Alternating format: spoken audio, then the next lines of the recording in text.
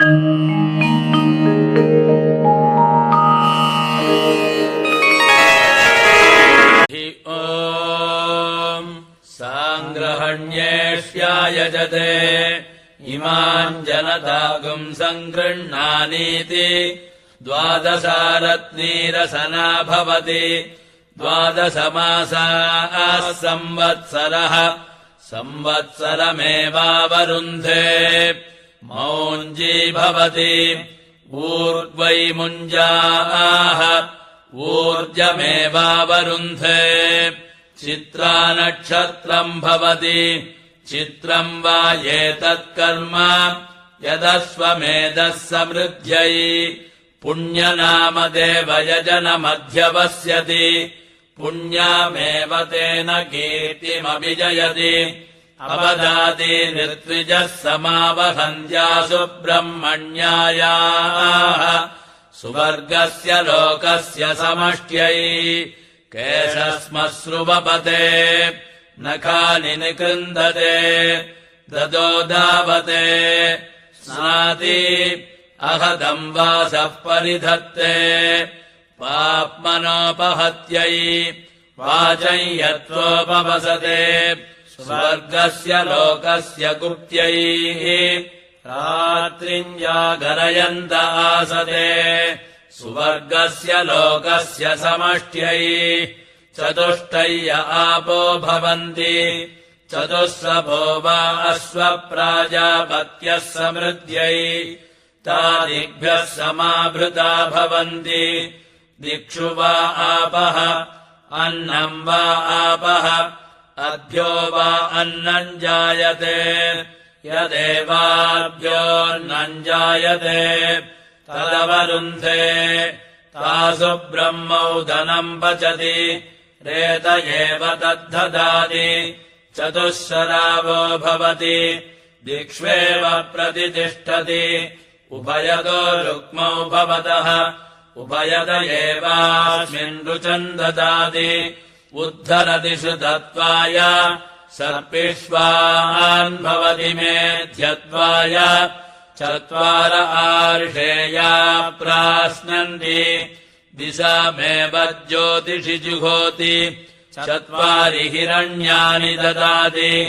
दिशामेव ज्योतिगृह्यवरुन्धे यदाज्यमुच्छिष्यते तस्मिन् रसनान्युनक्ति प्रजापतिर्वावोदनः रेत आज्यम् यदाज्ये रसनान्युनक्ति प्रजापतिमेव रेतसा समर्थयति दर्भमयी रसना भवति बहुवा एष गुचरो मेध्यमुपगच्छति यदश्वः पवित्रम् वै दर्भाः यद्दर्भमयी रसना भवति पुनात्येवैनम् पूतमेनम् मेध्यमालभते अश्वस्य वा आलब्धस्य महिमोदक्रामत् स महत्विजप्राविशत् तन्महत्विजाम् महत्वित्वम् यन्महत्विजप्राश्नन्ति महिमानमेवास्मिन् तद्धदति अश्वस्य वा आलब्धस्य रेतमुदक्रामत् तत्सुवर्णगुम् हिरण्यमभवत् यत्सुवर्णगुम् हिरण्यम् ददाति रेत एव तद्धदाति ओदने ददाति रेतो वा वोदनः रेतो हिरण्यम् रेतसैवास्मिन् रेतो ददाति यो वै ब्रह्मणे देवेभ्यः प्रजापतये प्रतिप्रोच्यास्वम् मेध्यम् बध्नाति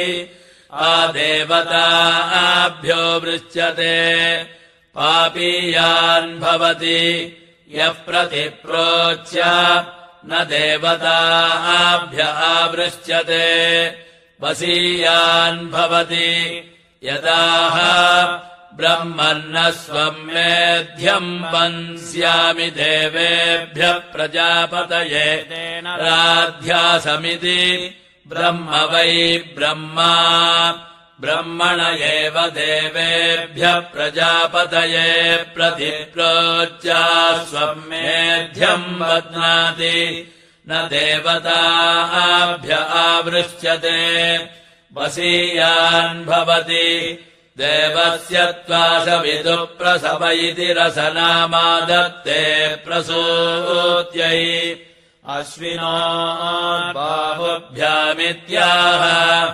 अश्विनौ हि देवानामध्वर्यो आस्ता पूष्णो हस्ताभ्यामित्याहयत्यै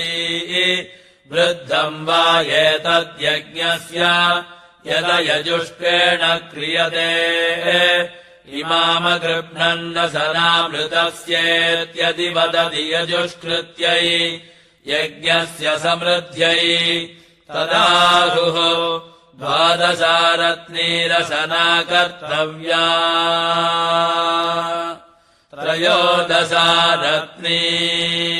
त्रयोदशारत्नीरिति ऋषभो वा एष ऋतूनाम् यः संवत्सरः तस्य त्रयोदशो मासो विष्टपम् ऋषभ एष यज्ञानाम् यदश्वमेधः यथा वा ऋषभस्य विष्टपम् एवमेतस्य विष्टपम् त्रयोदशमरत्निकम् रसनायामुपाददाति यदर्षभस्य विष्टपकम् सर्गस्करोति तादृगेव तत् पूर्व आयुषि विदतेषु कव्येत्याह आयुरेवास्मिन् ददाति तया देवाः सुतमा बभूवुरित्याह भूतिमेवोपावर्तते ऋतस्य सामन्सरमारपन्तीत्याह सत्यम् वा ऋतम् सत्येनैवैनमृतेनालभते अभिदा असीत्याह तस्मादश्वमेधयाजी सर्वाणि भूतान्यभिभवति भुवनमसीत्याह भूमानमेवोपैति यन्तासीत्याह यन्तारमेवैनम् करोति धर्तासीत्याह धर्तारमेवैनम् करोति सोऽग्निम् वैश्वानरमित्याह अस्यावेवैनम् वैश्वानरे जुहोति सप्रथसमित्याह प्रजयैवैनम् वसुभिः प्रदयति स्वाहाकृत इत्याह होम एवास्यैषः पृथिव्यामित्याह अस्यामेवैनम् प्रतिष्ठापयति यन्ताराड्यन्तासि यमनो धर्तासि तरुण इत्याह रूपमेवास्यैतन्महिमानम् व्याचष्टे कृष्यैत्वा क्षेमायत्वा रय्यैत्वा पोषायत्वेत्याह आशिषमेवैतामासास्ते स्वगात्वा देवेभ्य इत्याह देवेभ्य एवैनज्ञः स्वगा करोति स्वाहा प्रजापतय इत्याह प्राजापत्यो वा अश्वः यस्या एव देवताया आलभ्यते तयैवैनगम् समर्थयति यः पितुरनुजायाः पुत्रः स पुरस्तान्नयति यो मातुरनुजायाः पुत्रः स पश्चान्नयति विश्वञ्जमेवास्मात् पाप्मानम् विबृहदः यो अर्वन्धम् जिगागुम् सदितमभ्यमीति वरुण इति स्वानम् चतुरक्षम् प्रसौति परो मर्दः परस्वेति सुनश्चतुरक्षस्य प्रहन्ति स्वे वै पाप्मा भ्रातृव्यः पाप्मानमेवास्य भ्रातृव्यगम् हन्ति सैद्रगम् मुसलम् भवति कर्म कर्मैवास्मै साधयति पौगुश्चलेयो हन्ति पुग्गश्चल्वाम् वै देवाः सुजन्यददुः सुचैवास्य सुजगुम् हन्ति पाप्मा वा येरमीप्सदीत्याहुः यो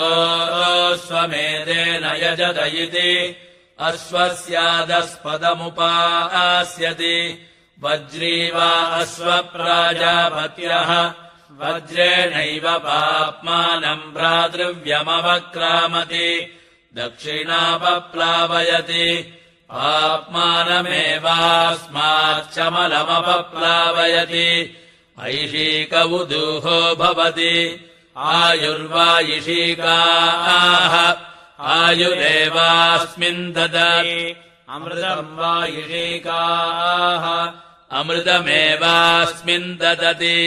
वेतससागोपसम्बद्धा भवति अप्सुयो निर्वा अश्वः अप्सुजो वेदसः स्वादेवैनम् योनेर्निर्मिमीते पुरस्तात् प्रत्यञ्चमभ्युदूहति पुरस्तादेवास्मिन् प्रतीच्यमृतम् ददाति अहम् च त्वम् च वृत्रहन्निति ब्रह्मा यजमानस्य हस्तम् गृह्णाति ब्रह्मक्षत्रे एव सन्ददाति अविक्रत्रेन्द्रभूररज्मन्नित्यध्वर्युर्यजमानम् वाजयत्यभिजित्यै चत्वारऋत्विजः समुक्षन्ति आभ्य एवैनम् चतसृभ्यो दिग्भ्योऽपि समीरयन्ति शतेन राजपुत्रैः सहाध्वर्युः पुरस्तात् प्रत्यन्तिष्ठन् प्रोक्षति अनेनाश्वेन मेध्येनेष्ट्वा अयगम् राजा वृत्रम् वध्यादिति राज्यम् वा अध्वर्युः क्षत्रगम् राजपुत्रः राज्येनैवास्मिन् क्षत्रम् ददाति सतेन राजभिरुग्रैः सह ब्रह्मा दक्षिणतबुदन्तिष्ठन् प्रोक्षति अनेनाश्वेन मेध्येनेष्वा अयगुम् राजा प्रतिदृश्योऽस्विति बलम् वै ब्रह्मा बलमराजोग्रः बलेनैवास्मिन् बलम् ददाति सतेन सूतग्रामणिभिः सह होता पश्चात्प्रान्तिष्ठन् प्रोक्षति अनेनाश्वेन मेध्येनेष्ट्वा अयगुम् राजास्यै सह बहुक्वै बक्वस्वायै बक्वजाविकायै बहुव्रीहियवायै बहुमाषतिलायै बहुहिरण्यायै बहुहस्तिकायै बहुदासपूरुषायै रयिमत्यै पुष्टिमत्यै बहुरायस्पोषायै राजास्विति भूमा वै होता भूमासूतग्रामण्यः भूम्नैवास्मिन् भूमानम् ददाति सतेन क्षत्रसङ्ग्रहीतिभिः सहोद्गाता उत्तरतो दक्षिणातिष्ठन् प्रोक्षति अनेनाश्वेन मेध्येनेष्ट्वा अयगुम् राजा सर्वमायुरेत्विति आयुर्वावुद्गाता आयुः क्षत्रसङ्ग्रहीतारः आयुषैवास्मिन्नायुर्ददाति शतकम् शतम् भवन्ति सदायुः पुरुषः शतेन्द्रियः आयुष्येवेन्द्रिये प्रतितिष्ठति चतुःशता भवन्ति चतस्रो दिशः दिक्ष्वेव प्रतितिष्ठति यथा वैहविषो गृहीतस्य स्कन्दति एवम् वा एतदस्वस्य स्कन्दति यन्निक्तमनालब्धमुत्सृजन्ति यस्तोक्या अन्वाः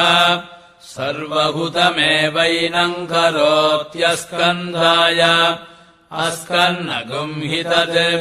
यद्धुतस्य स्कन्दति सहस्रमन्वाः सहस्रसंमितः सुवर्गो लोकः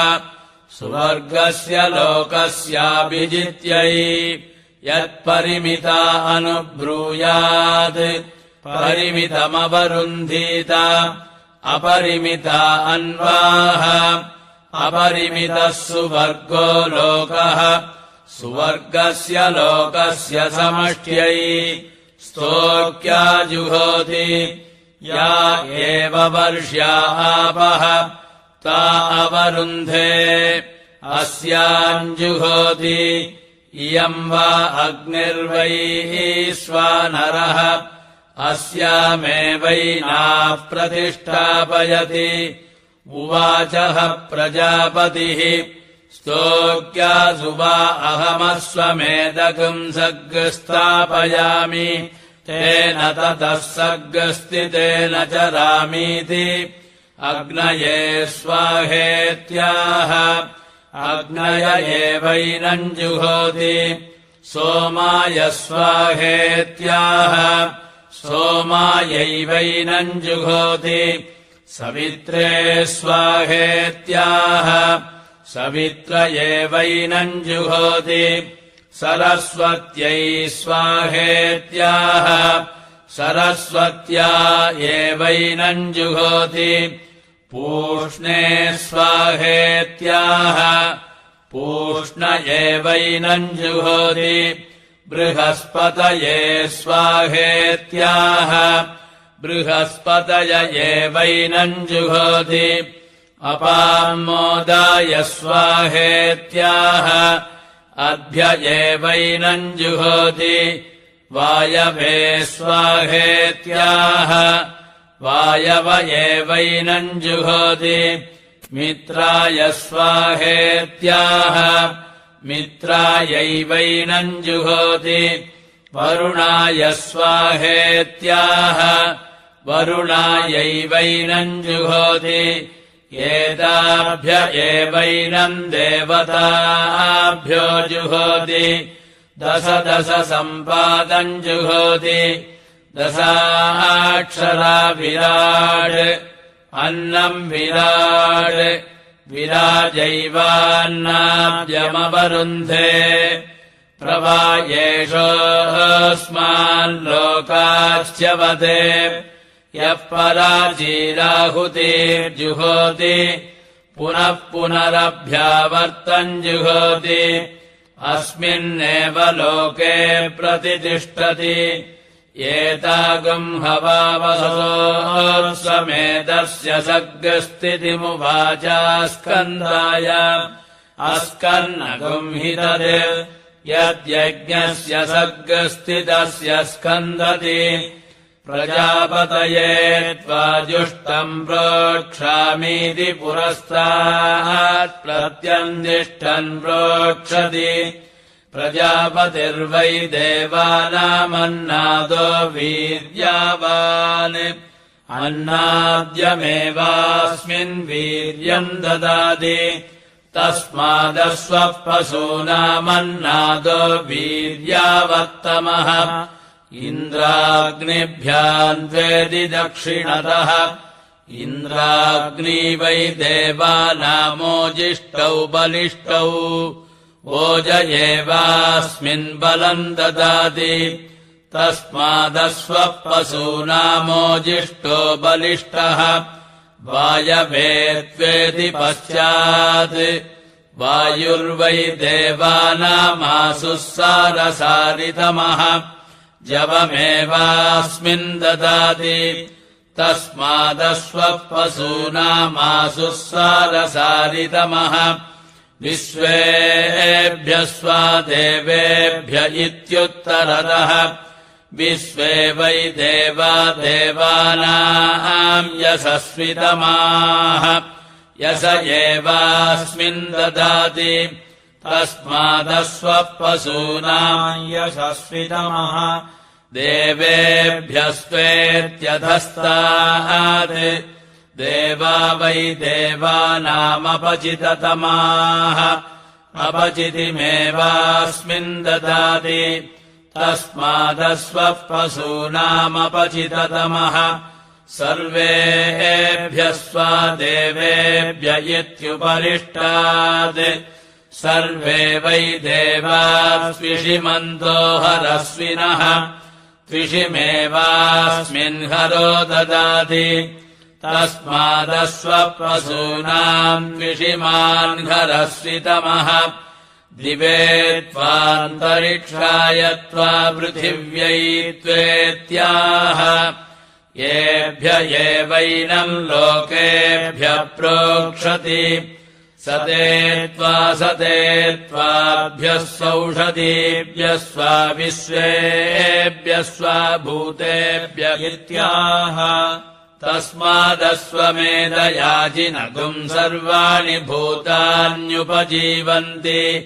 ब्रह्मवादिनो वदन्ति यत्प्राजापत्यो स्वः अत कस्मादेन मन्याभ्यो देवताभ्यो विप्रोक्षतीति अस्वे वै सर्वा देवता अन्वायत्ताः तय्यद्विश्वेभ्यस्त्वा भूतेभ्य इति प्रोक्षति देवता एवास्मिन् अन्वायादयति तस्मादस्वे सर्वा देवता अन्वायत्ताः यथा वै हविषो गृहीतस्य स्कन्दति एवम् वा एतदस्वस्य स्कन्दति यत्प्रोक्षितमनालब्धमुत्सृजन्ति यदस्वचरितानि जुहोति सर्वहुतमेवैनम् करोत्यस्कन्दाय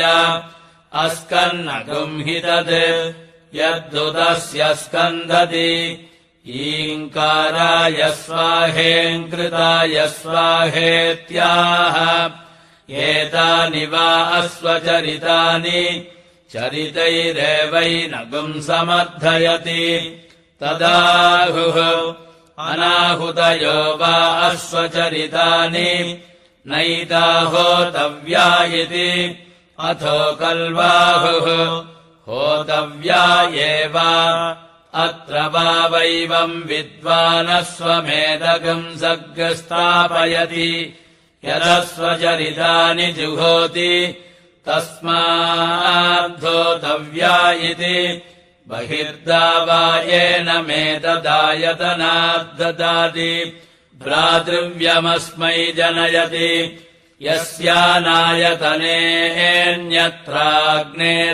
यस्यानायतनेऽन्यत्राग्नेराहुतिर्जुहोति सावित्र्या इष्ट्याः पुरस्तात् सृष्टकृतः आहवनीये स्वचरितानि जुहोति आयतन एवास्याहुतिर्जुहोति नास्मै भ्रातृव्यञ्जनयति तदाहुः यज्ञमुखे होतव्याः यज्ञस्य कृत्यैः सुवर्गस्य लोकस्यानुक्यार्थ्यायिति अथो कल्वाहुः यज्ञमुखे जुहुयात् पशुभिर्यजमानम् व्यर्थयेत् अवसुवर्गाल्लोकात्पद्येत पापीयान् स्यादिति सहृदेव होतव्याः न यजमानम् पशुभिर्व्यर्थयति अविसुवर्गम् लोकम् जयति न पापीयान् भवति अष्टाचत्वारिगुंसतमस्वरूपाणि जुहोति अष्टाचत्वारिगुंसदक्षरा जगति त्यागतो स्वप्राजापत्यः समृद्ध्यै एकमतिरिक्तम् जुहोति तस्मादेकः प्रजास्वर्धुकः विभोर्मात्रा प्रभोः पित्रेत्याह इयम् वै माता असौ पिता आभ्यामेवैनम् परिददाति अश्वोऽसि हयोऽसीत्याह सास्त्यैवैनमेतत् तस्माच्छिष्टा प्रजा जायन्ते अत्योऽसीत्याह तस्मादस्वः सर्वान् वसूनत्येति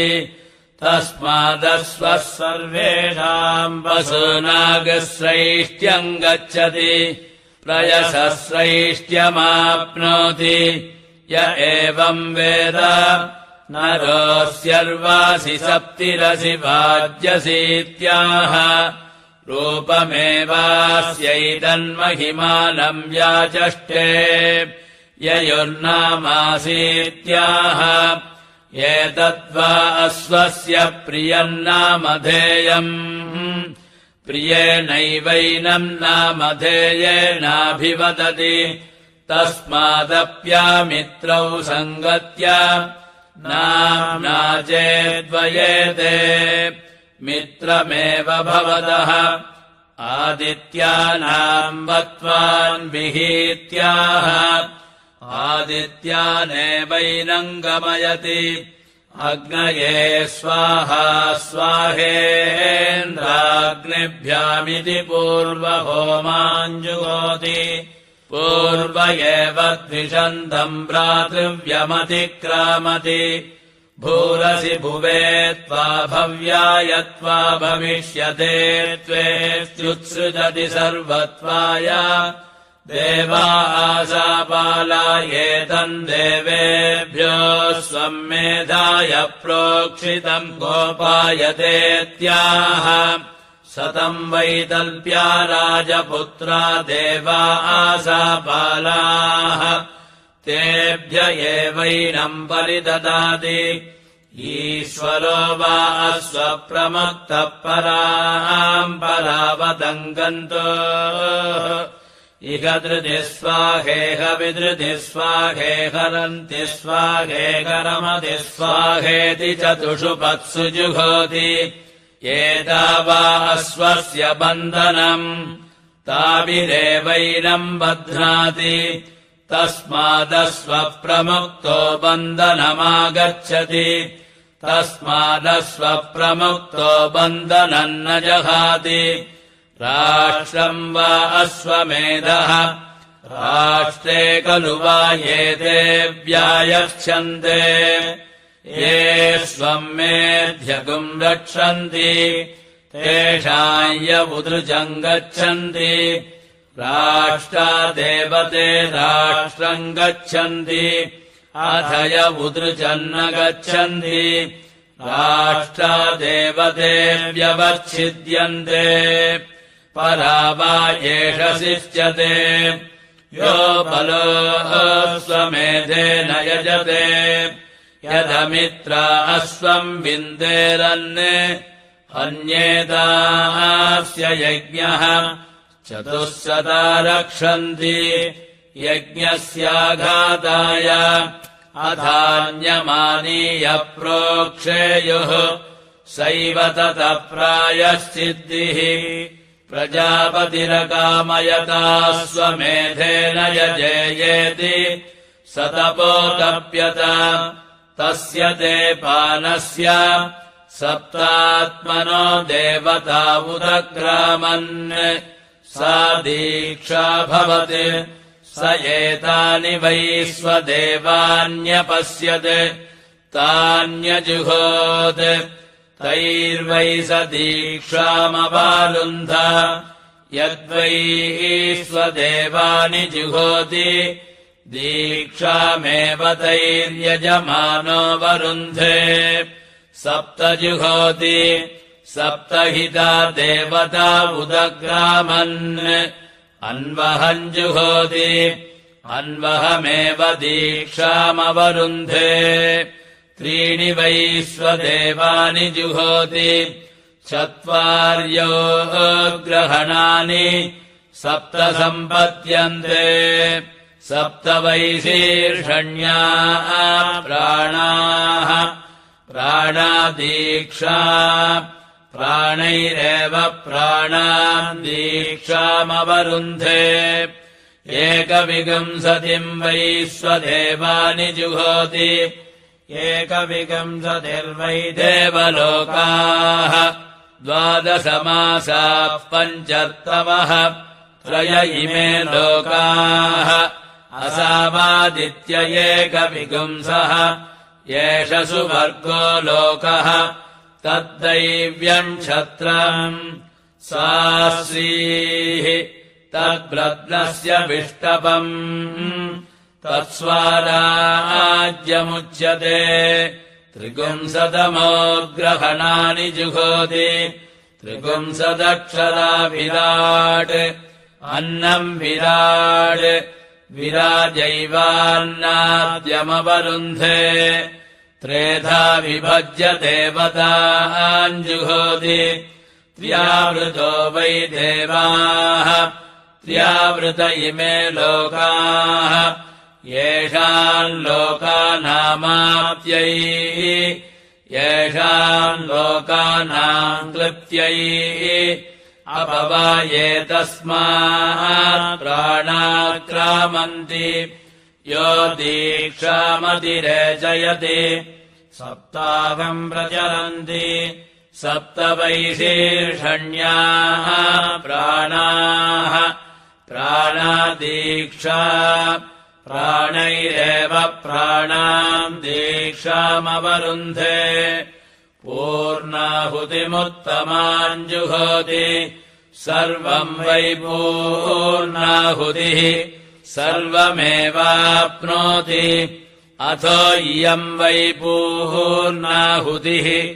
अस्यामेव प्रतितिष्ठति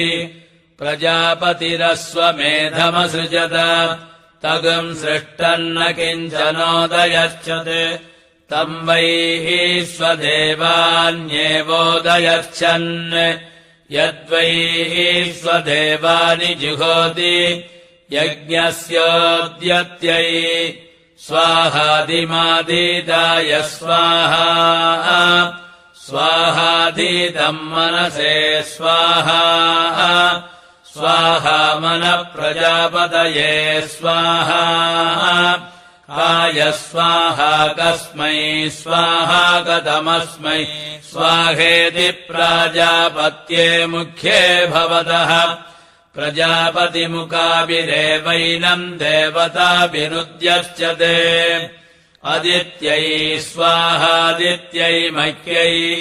स्वाहादित्यै सुमृळिकायै स्वाहेत्याह इयम् वा अदितिः अस्या एवैनम् प्रतिष्ठायोद्यच्छते सरस्वत्यै स्वाहा सरस्वत्यै बृहत्यै स्वाहा सरस्वत्यै पावकायै स्वाहेत्याह वाग्वै सरस्वती वाचैवैनमुद्यच्छते पूष्णे स्वाहा पूष्णे प्रपत्याय स्वाहा पूष्णे नरन्धिषाय स्वाहेत्याह पशवो वै पूषा पशुभिरेवैनमुद्यच्छते त्वष्टे स्वाहा त्वष्टे तुरीपाय स्वाहा त्वष्टे पुरुरूपाय स्वाहेत्याह त्वष्टा वै पशूनाम् मिथुनानागुम् रूपकृत् रूपमेव पशुषु ददाति अथो रूपैरेवैनमुद्यच्छते विष्णवे स्वाहा विष्णवे निकुर्यपाय स्वाहा विष्णवे निभूयपाय स्वाहेत्याह यज्ञो वै विष्णुः यज्ञायैवैनमुद्यच्छते पूर्णाहुतिमुत्तमाम् जुहोति प्रत्युत्तप्त्यै स यत्त्वाय सावित्रमष्टाकपालम् प्रातर्निर्वपति अष्टाक्षरा गायत्री गायत्रम् प्रातः सवनम् प्रातः सवना देवैनम् गायत्र्याश्चन्दसोऽधिनिर्मिमीते अतो प्रातः सवनमेव तेनाप्नोति गायत्रीम् छन्दः सवित्रे प्रसवित्र एकादशकपालम् मध्यम् दिने एकादशाक्षरा तृष्टुब् त्रैष्टुभम् माध्यम् दिनगुम् सवनम् माद्यम् दिना देवैनगुम् सवना तृष्टुभश्चन्दसोऽधिनिर्मिमीते अथो माद्यम् दिनमेव सवनम् तेनाप्नोति तृष्टुभम् छन्दः सवित्र आसवित्रे द्वादशकपालमपराह्ने द्वादशाक्षरा जगति जागतम् तृतीयसवनम् तृतीयसवनादेवैनम् जगत्याश्चन्दसोऽधिनिर्मिमीते अथो तृतीयसवनमेव तेनाप्नोति जगतीम् छन्दः ईश्वरो वा अश्वप्रमुक्तः पराम् परापतङ्गन्तो इह धृति स्वाहेह विधृति स्वाहेहरन्ति स्वाहेहरमति स्वाहेति चतस्र आहुतिर्जुहोति चतस्रो दिशः दिग्भिरेवैनम् परिगृह्णाति आस्वक्तो व्रजो भवति प्रजापतिर्देवेभ्यो निलायत अश्वरूपम् कृत्वा स्वस्वत्ते संवत्सरमतिष्ठते तदस्वत्तस्यास्वत्तत्वम् यदा स्वत्तो व्रजो भवति स्व एवैनम् यो नो प्रतिष्ठापयति आब्रह्मन् ब्राह्मणो ब्रह्मवर्चसी जायतामित्याह ब्राह्मण एव ब्रह्मवर्चसम् ददाति तस्मात् पुरा ब्राह्मणो ब्रह्मवर्चस्य जायत आस्मिन् राष्ट्रे राजन्यैषव्यः सूरो महारथो जायतामित्याह राजन्य एव शौर्यम् महिमानम् ददाति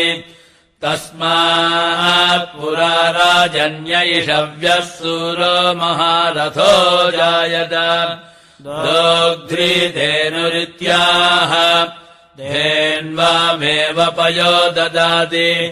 तस्मात् पुरा दोग्ध्रीधेनुरजायत ओढानड्वानित्याह अनुलुक्येव वीर्यम् ददाति तस्मात् पुरा वोढानड्वा न जायत आसुः सप्तिरित्याह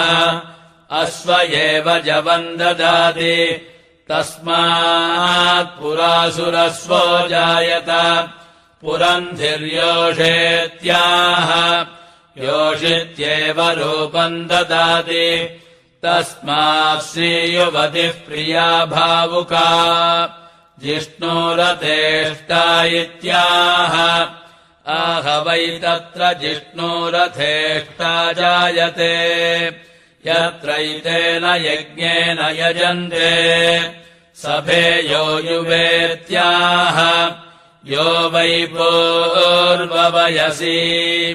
स सभेयो युवा तस्माद्युवा पुमान् प्रियो भावुकः आस्य यजमानस्य वीरो जायतामित्याह आह वै तत्र यजमानस्य वीरो जायते यत्रैतेन यज्ञेन यजन्ते निकामे निकामेन पर्जन्यो वर्षत्युत्याह निकामे निकामे ह वै तत्र पर्जन्यो वर्षति यत्रैतेन यज्ञेन यजन्ते फलिन्यो नवोषधयः पच्यन्तामित्याह फलिन्यो ह वै तत्र औषधयः पच्यन्ते यत्रैतेन यज्ञेन यजन्ते योगक्षेमो नः कल्पतामित्याह कल्पते ह वै तत्र प्रजाभ्यो योगक्षेमः यत्रैतेन यज्ञेन यजन्ते प्रजापतिर्देवेभ्यो यज्ञान् व्यादिशत् स आत्मन्न स्वमेधमदत्त तम् देवा अब्रुवन् एष वावयज्ञः यदस्वमेधः अप्येव नोऽत्रास्विति तेभ्य एतानन्न होमान् प्रायच्छत् तानजुहोत् तैर्वै स देवानप्रीणात् यदन्न होमान् जुहोति देवानेव तैर्यजमानः प्रीणाति आज्येन जुहोति अग्नेर्वा एतद्रूपम् यदाज्येन जुहोति अग्निमेव तत्प्रीणाति मधुना जुहोति महत्यैव एतद्देवतायै रूपम् यन्मधुना जुहोति महतीमेव तद्देवताम् प्रीणाति तण्डुलैर्जुहोति पशूनाम् वा एतद्रूपम् यत्तण्डुलैर्जुहोति पशूनेव तत्प्रीणाति पृथुकैर्जुहोति रुद्राणाम् वा एतद्रूपम् यत्पृथुकैर्जुहोति रुद्रानेव तत्प्रीणाति लाजैर्जुहोति आदित्यानाम् वा एतद्रूपम् यल्लाजैर्जुहोति आदित्यानेव तत्प्रीणाति करम्बैर्जुहोति विश्वेषाम् वा एतद्देवानागम् रूपम्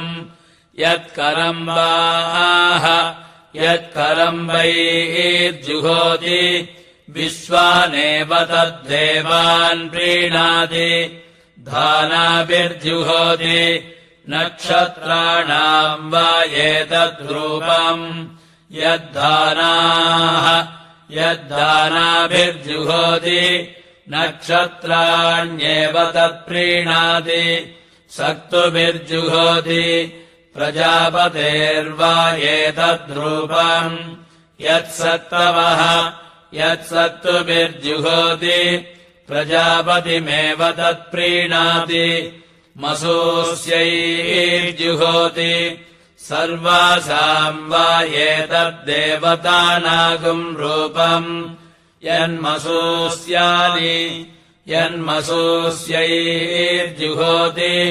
सर्वा एव तद्देवता प्रीणाति प्रियङ्गुतण्डुलैर्जुहोति प्रियाङ्गाहवैनामैते एतैर्वै देवा स्वस्याङ्गानि समददुः यत्प्रियङ्गुतण्डुलैर्जुहोति अश्वस्यैवाङ्गानि सन्ददाति दशान्नानि जुहोति दशाक्षरा विराट् कृष्णस्यान्नाद्यस्यावरुध्यै प्रजापतिरश्वमेधमसृजत तगम् सृष्टगम् रक्षागस्य जिगागुम् सन् स एतान् प्रजापतिर्नक्तगम् होमानपश्यत् तानजुहोत् तैर्वै स यज्ञाद्रक्षागस्य पाहन् यन्नक्तगम् होमान् जुहोति यज्ञादेवतैर्यजमानो रक्षागस्य वहन्ति आज्येन जुहोति वज्रो वा आज्यम्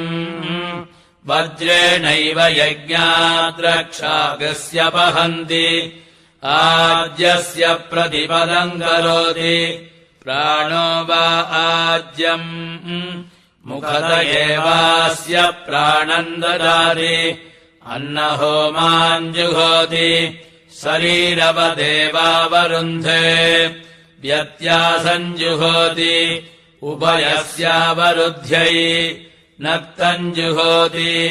रक्षसामपहत्यै आज्येनाम् ततो जुहोति प्राणो वा आज्यम् उभयत एवास्य प्राणम् ददाति पुरस्ताश्चोपरिष्टाश्च एकस्मै स्वाहेत्याह अस्मिन्नेव लोके प्रतितिष्ठति द्वाभ्यागस्वाहेत्याह अमुष्मिन्नेव लोके प्रतितिष्ठति उभयोरेव लोकयोः प्रतितिष्ठति अस्मिग्श्चामुष्मिग्श्च शतायस्वाहेत्याह शतायुर्वै पुरुषः शतवीर्यः आयुरेव वीर्यमवरुन्धे सहस्राय स्वाहेत्याह आयुर्वै सहस्रम् आयुरेवावरुन्धे सर्वस्मै स्वाहेत्याह अपरिमितमेवावरुन्धे प्रजापतिम् वा एष ईप्सतीत्याहुः यो स्वमेधेन यजत इति अतो आहुः सर्वाणि भूतानीति एकस्मै स्वाहेत्याह प्रजापतिर्वा एकः तमेवाप्नोति एकस्मै स्वाहा द्वाभ्यागस्वाहेत्यभिपूर्वमाहुतिर्जुहोति अभिपूर्वमेव सुवर्गम् लोकमेति एकोत्तरम् जुहोति एकवदेव सुवर्गम् लोकमेति सन्ततम् जुहोति स्वर्गस्य लोकस्य सन्तत्यै शताय स्वाहेत्याह शतायुर्वै पुरुषः शतवीर्यः आयुरेव वीर्यमवरुन्धे सहस्राय स्वाहेत्याह आयुर्वै सहस्रम् आयुरेवावरुन्धे सायुताय स्वाहा नियुताय स्वाहा प्रयुताय स्वाहेत्याह त्रय इमे लोकाः इमानेव लोकानवरुन्धे अर्भुदाय स्वाहेत्याह वाग्वा अर्भुदम् वाचमेवावरुन्धे न्यर्भुदाय स्वाहेत्याह यो वै वाचो भूमा तन्यर्भुदम् वाच एव भूमानमवरुन्धे समुद्राय स्वाहेत्याह समुद्रमेवाप्नोति मध्याय स्वाहेत्याह मध्यमेवाप्नोति अन्ताय स्वाहेत्याह अन्तमेवाप्नोति परार्धाय स्वाहेत्याह परार्धमेवाप्नोति उषसे स्वाहा व्युष्ट्यै स्वाहेत्याह रात्रिर्वा उषाः अहर्व्युष्टिः अहोरात्रे एवावरुन्धे अतो अहोरात्रयोरेव प्रतितिष्ठति तायदुपयीर्दिवा वा नक्तम् वा जुहुयात् अहोरात्रे मोगयेत् उषसे स्वाहा व्युष्ट्यै स्वाहोदेष्यते स्वाहोद्यते स्वाहेत्यनुदिते जुहोति उदिताय स्वाहा सुवर्गाय स्वाहा लोकाय स्वाहेत्युदिते जुहोति अहोरात्रयोरव्यतिमोहाय विभोर्मात्रा प्रभो पित्रेत्यस्वनामानि जुहोति उभयोरेवैनम् लोकयोर्नामधेयम् गमयति आयनाय स्वाहा प्रायणाय स्वाहेत्युद्रावान् जुहोति सर्वमेवैनमस्कन्नगम् सुवर्गम् लोकम् गमयति अग्नये स्वाहा सोमाय स्वाहेति पूर्वहोमान् जुहोति पूर्व एव द्विषन्तम् भ्रातृव्यमतिक्रामति पृथिव्यै स्वाहान्तरिक्षाय स्वाहेत्याह यथा वैरुरेवैतत् अग्नये स्वाहा सोमाय स्वाहेति पूर्वदीक्षा जुहोति पूर्व एव द्विषन्तम् भ्रातृव्यमतिक्रामति पृथिव्यै स्वाहान्तरिक्षाय स्वाहेत्येकविगुंसिनीम् दीक्षाम् जुहोति एकविगुंसतिर्वै देवलोकाः 12 मासाः 5 त्रय इमे लोकाः असावादित्य एकविगुंसः एष सुवर्गो लोकः सुवर्गस्य लोकस्य समष्ट्यै भुवो देवानाम् कर्मणेत्युदीक्षा जुहोति ऋतूनेवास्मै कल्पयति अग्नये स्वाहा वायवे स्वाहेति जुहोत्यनन्तरित्यै अर्वाण्यज्ञः सङ्ग्रामत्वित्याप्तिर्जुहोति सुवर्गस्य लोकस्याप्त्यै भूतम् भव्यम् भविष्यतीति पर्याप्तिर्जुहोति सुवर्गस्य लोकस्य पर्याप्त्यै आमे गृहा भवन्त्युत्याभोर्जुहोति सुवर्गस्य लोकस्याभूत्यै अग्निना तपोन्वभवदित्यनुभूर्जुहोति सुवर्गस्य लोकस्यानुभूत्यै स्वाहादिमादिदाय स्वाहेति समस्तानि वै स्वदेवानि जुहोति समस्तमेव द्विषन्तम् भ्रातृव्यमतिक्रामति दभ्यः स्वाहा हनूभ्यागस्वाहेत्यङ्गहोमान् जुहोति अङ्गे अङ्गे वै पुरुषस्य पाप्मोपसृष्टः अङ्गादङ्गादेवैनम् पाप्मनस्तेन मुञ्चति अञ्जेताय स्वाहा कृष्णाय स्वाहा श्वेताय स्वाहेत्यस्वरूपाणि जुहोति रूपैरेवैनकुम् समर्थयति ओषधीभ्यः स्वाहा मूलेभ्यः स्वाहेत्योषधिहोमान् जुहोति द्वय्यो वावोषधयः पुष्पेभ्योऽन्याः फलम् गृह्णन्ति मूलेभ्योऽन्याः ता एवोभयैरवरुन्धे वनस्पतिभ्यः स्वाहेति वनस्पतिहोमान् जुहोति आरण्यस्यान्नाद्यस्यावरुध्यै मेषस्त्वापचतैरपत्वित्यपाव्यानि जुहोति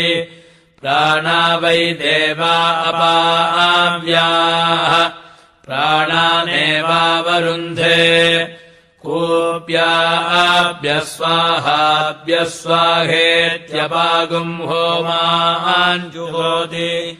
अप्सु वा आपः अन्नम् वा आपः अद्यो वा अन्नम् जायते यदेवाभ्योऽन्नम् जायते तदवरुन्धे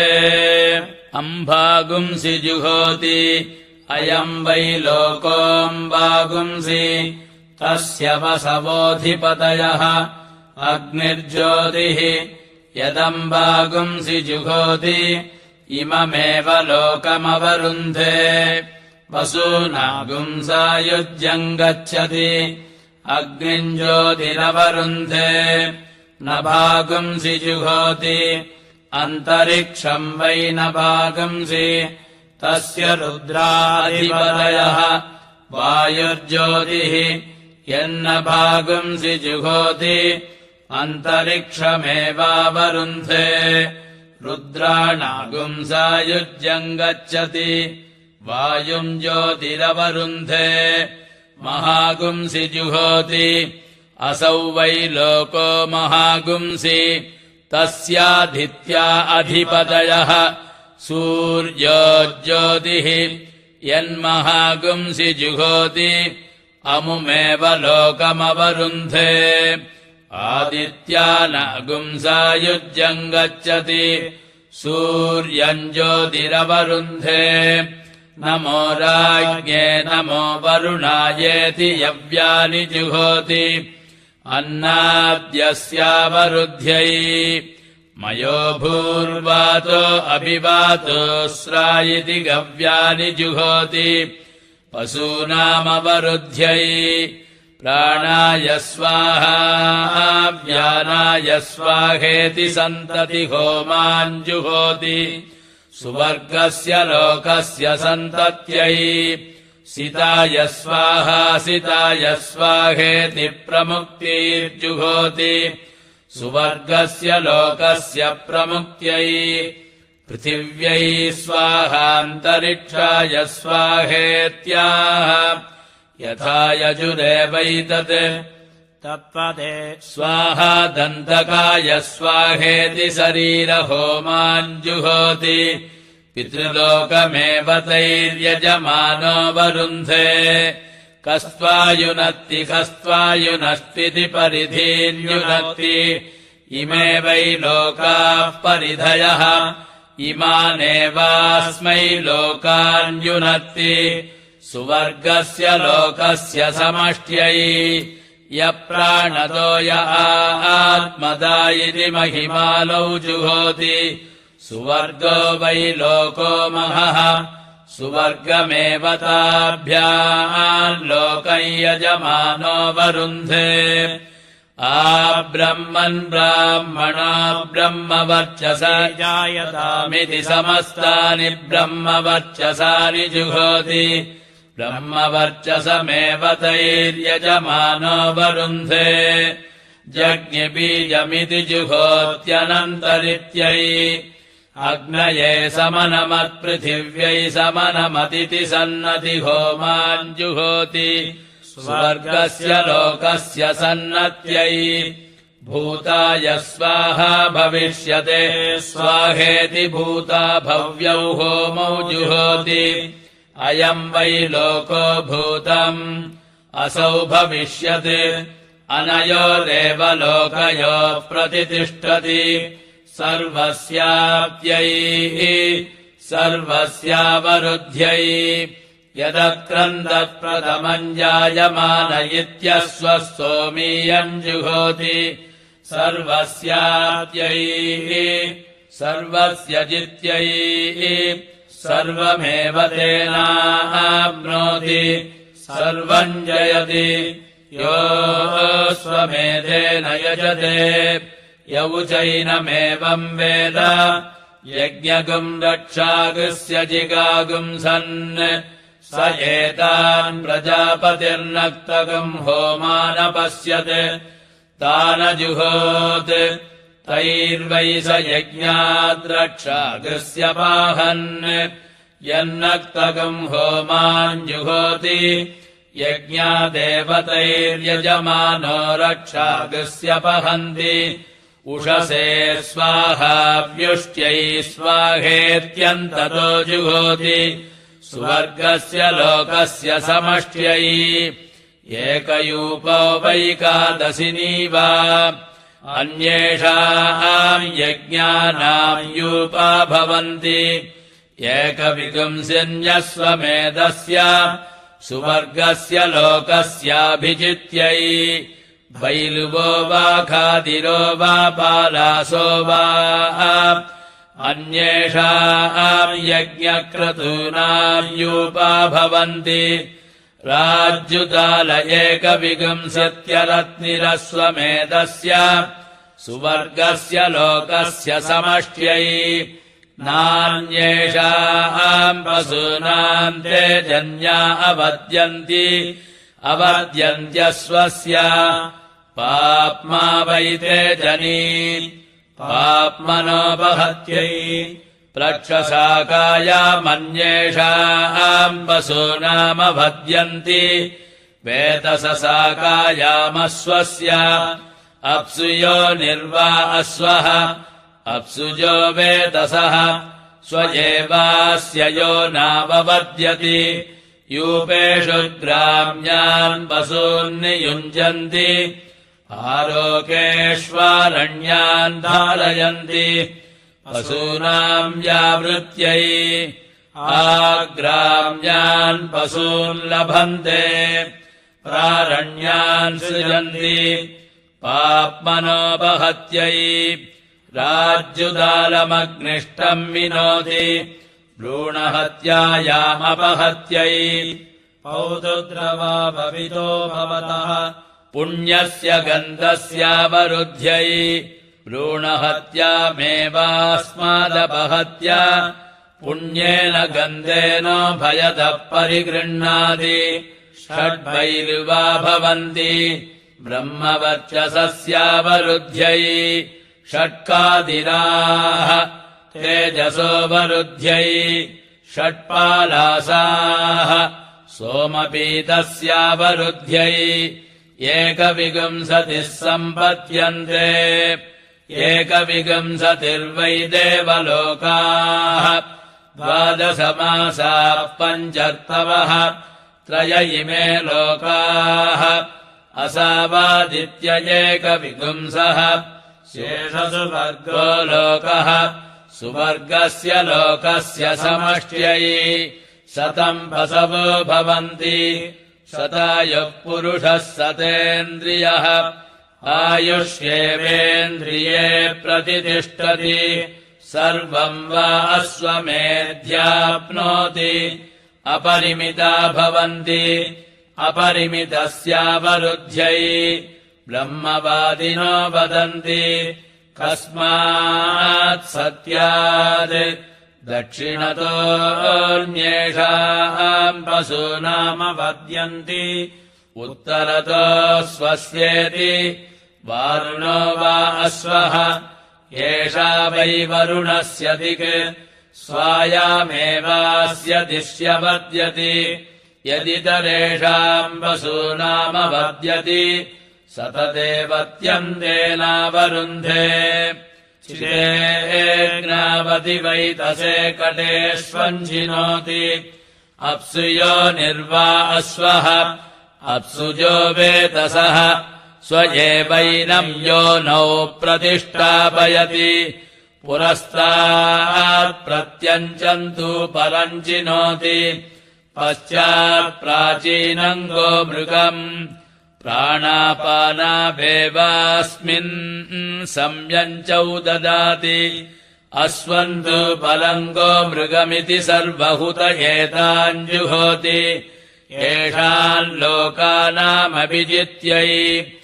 आत्मनाभिजुहोति सात्मानमेवैनगुम् सतनम् करोति सात्मामुष्मिन् लोके भवति य एवम् वेद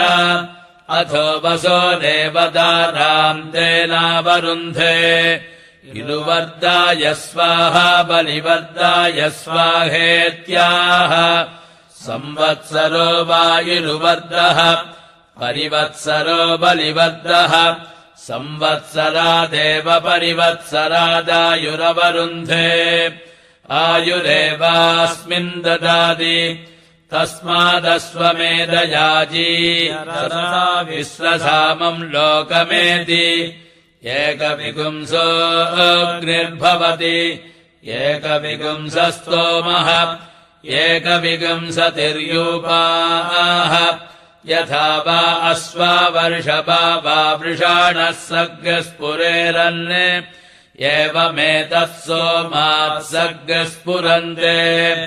यदेकविंशाः ते यत्समृत्सेरन् अन्येतास्य यज्ञः 12 एवाग्निः स्यादित्याहुः 12 स्तोमः 11 यूपाः यद्वादशोऽग्निर्भवति 12 मासाः संवत्सरः संवत्सरेणैवास्मा अन्नमवरुन्धे यद्दश यूपा भवन्ति 10 अक्षरा विराट् अन्नम् विराट् विराजैवान्नाद्यमवरुन्धे य 11 स्तन एवास्यैषः दुह एवैनान्तेन तदाहुः यद्वादशोऽग्निः स्यात् 12 स्तोम 11 यूपाः यथा स्तूरिणा यायात् तादृक्तद् एकविंश एवाग्निः स्यादित्याहुः एकविगुंसस्तोमः एकविगुंसतिर्यूपाः यथा प्रष्टिभिर्याति तादृगेव तत् यो वा अश्वमेधे तिस्रः ककुभो वेद ककुद्धराज्ञाम् भवति एकविगुंसोऽग्निर्भवति एकविगुंसस्तोमः एकविगुंसतिर्यूपाः एतावा अश्वमेधे तिस्रः ककुभः य एवम् वेद ककुद्धराज्ञाम् भवति यो वा अश्वमेधे त्रीणि शीर्षाणि वेद शिरोहराज्ञाम् भवति एकविगुंसोऽग्निर्भवति एकविगुंसस्तोमः एकविगुंसतिर्यूपाः एतानि वा अश्वमेधे त्रीणि शीर्षाणि य एवम् वेद शिरोहराज्ञाम् भवति देवा वा अश्वमेधे पवमाने सुवर्गम् लोकम् न प्राजानन् तमस्वप्राजानात् यदश्वमेधे स्वेन मेध्येनोदञ्जो बहिष्पवमानगम् सर्पन्ति सुवर्गस्य लोकस्य प्रज्ञात्यै न वै मनुष्यः सुवर्गम् लोकमञ्जसा वेद अश्वो वै सुवर्गम् लोकमञ्जसा वेद यदुद्गातोद्गायेत् यदाक्षेत्रज्ञोऽन्येन पदा प्रतिपादयेत् तादृक्तद् उद्गातारमवरुध्य अश्वमुद्गीताय वृणीते यथा क्षेत्रज्ञोऽञ्जसा नयति एवमेवैनमस्वर्गम् लोकमञ्जसा नयति पुच्छमन्वालभन्ते सुवर्गस्य लोकस्य समष्ट्यै हिङ्करोति सामैवाकः हिङ्करोति उद्गीत एवास्य सह वडभावुपरुन्धन्ति मिथुनत्वाय प्रजात्यै अथो यतोपगातार उपगायन्ति तादृगेव तत् उदगासीदस्वो मेध्य इत्याह प्राजापत्यो वा अश्वः प्रजापतिरुद्गीतः उद्गीतमेवावरुन्धे अतो ऋक्सामयोरेव प्रतितिष्ठति हिरण्येनोपाकरोति ज्योतिर्वै हिरण्यम् ज्योतिरेव मुखते ददाति यजमाने च प्रजासु च अतो हिरण्यज्योतिरेव यजमानः सुवर्गम् लोकमेति पुरुषो वै यज्ञः यज्ञप्रजापतिः यदस्वे पशून्नियुञ्जन्ति यज्ञादेव तद्यज्ञम् प्रयुङ्क्ते अश्वन्तु पलङ्गो मृगम् तानग्निष्ट आलभते सेनामुखमेव तत्सगृह्यति तस्माद्राजमुखम् भीष्मम् बावुकम् आग्नेयम् कृष्णग्रीवम् पुरस्ताल्ललाटे पूर्वाग्निमेव तम् कुरुते तस्मात् पूर्वाग्निम् पुरस्तास्थापयन्ति पौष्णमन्वञ्चम् अन्नम् वै पूषा तस्मात् पूर्वाग्नावाहार्यमाहरन्ति ऐन्द्रापौष्णमुपरिष्टात् ऐन्द्रो वैराजन्योऽन्नम् पूषा अन्नाद्येनैवैनमुभयतः परिगृह्णाति तस्माद्राजन्योऽन्नादो भावुकः आग्नेयौ कृष्णग्रीवौ बाहुवोः बाहुवोरेव वीर्यम् दत्ते तस्माद्राजन्यो बाहुबली बाहुकः त्वाष्ट्रौ लोमस सत्यौ सत्योः सत्योरेव वीर्यम् दत्ते तस्माद्राजन्यपूरुबलिभावुकः सितिपृष्टौ बार्हस्पत्यौ पृष्टे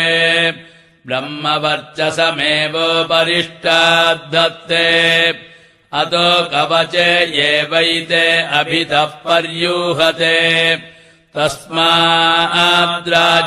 सन्नद्धो वीर्यम् करोति धात्रे पृषोदरमपस्तात् प्रतिष्ठामेवैताम् कुरुते